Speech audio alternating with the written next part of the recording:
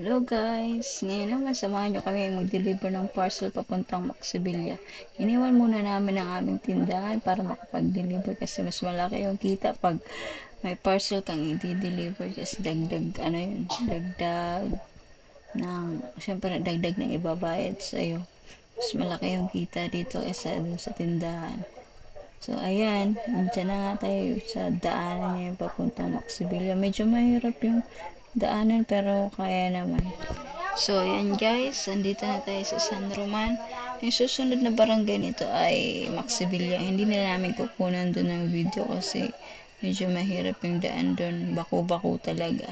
So, hanggang dito na lang yung video namin. Tapos ito guys, may nadaanan kaming magandang tanawin kaya uminto muna kami ni Labi. So, tingnan nyo guys, ang ganda diba?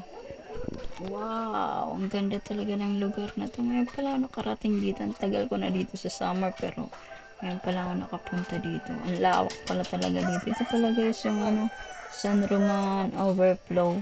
Diba? Magandang tanawin. Masarap sa mata. Ayan guys si Labyrinth. Tingnan nyo parang senyorita. Ay, turista pala. Ayan. Saka guys, nagpicture-picture na rin kami dyan pagkatapos. Para tapos diretso uwi. And it's worth fighting for. It's not until you fall that you fly. When your dreams come alive, you're unstoppable. Take a shot, chase the sun, find the beautiful.